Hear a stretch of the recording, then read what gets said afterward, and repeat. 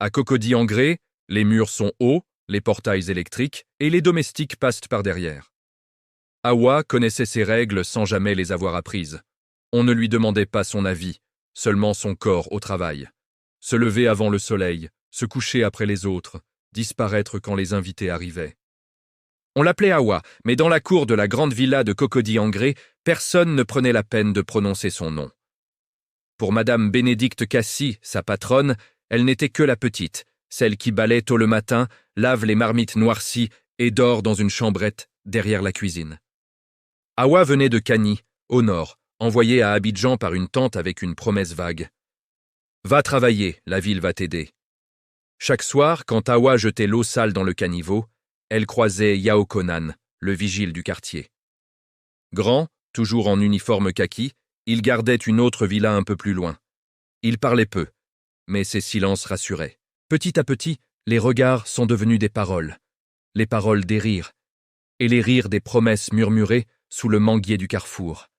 À Abidjan, l'amour ne demande pas toujours la permission. Quand Hawa comprit qu'elle était enceinte, le monde devint soudain étroit. Elle chercha Yao, mais il était parti au village pour des funérailles. « Je reviens vite », avait-il dit. Les jours sont devenus des semaines. Yao ne revint jamais. Un matin, Madame Bénédicte remarqua le ventre naissant. Elle n'écouta aucune explication. « Chez moi, ici, on ne garde pas les filles enceintes sans mari. Tu veux salir mon nom ?»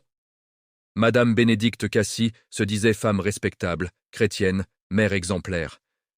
Mais sa morale avait des conditions.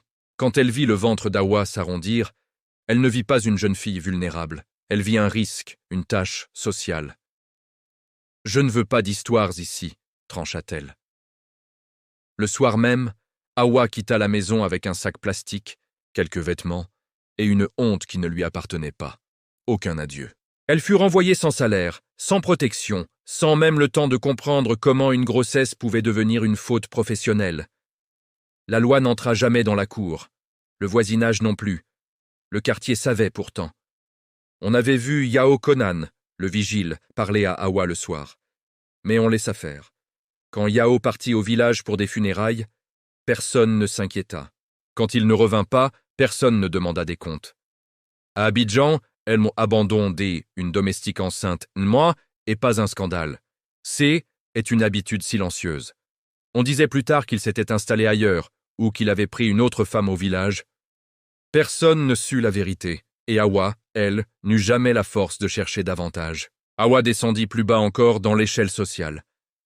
Elle s'installa à Abobo, chez une amie de fortune, Mariam, et fit des petits commerces. À Abobo, elle vendait de l'attiéké les jours de chance, lavait des habits les jours de pluie. Elle mit au monde une fille, Nadia, seule, aidée par d'autres femmes tout aussi invisibles. C'est elle, pas l'État, pas les hommes, qui l'entourèrent. La solidarité remplaça la justice absente. Nadia grandit entre les cris du marché, les coupures d'électricité et les histoires jamais terminées de sa mère. Hawa ne parlait pas du père.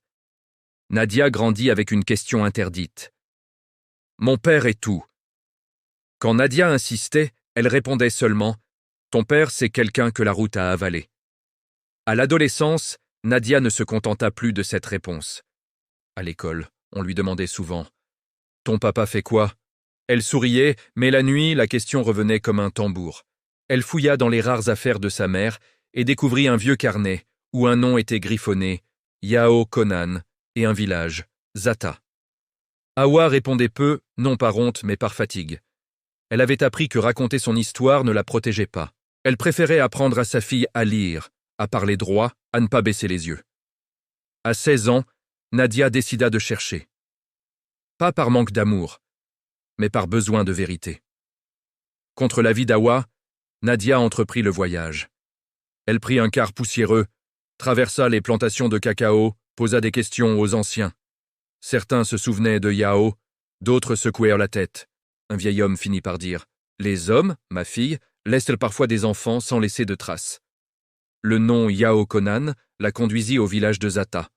Là-bas, elle apprit ce que personne n'avait jamais voulu dire à Abidjan. Yao avait refait sa vie, oui, mais il avait aussi nié l'existence de l'enfant.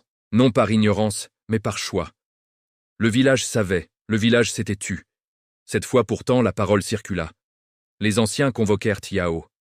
On ne pouvait plus effacer Nadia, parce qu'elle se tenait debout, instruite, claire dans ses mots. Il n'y eut pas de grande scène, juste une reconnaissance officielle, tardive, imparfaite. Yao dut assumer, moralement et matériellement. Pas par amour, mais par responsabilité. Nadia revint à Abidjan différente. Elle n'attendait plus rien de son père. Elle avait obtenu ce que sa mère, N, avait jamais eu, le droit d'être reconnue. Elle comprit quelque chose de plus grand.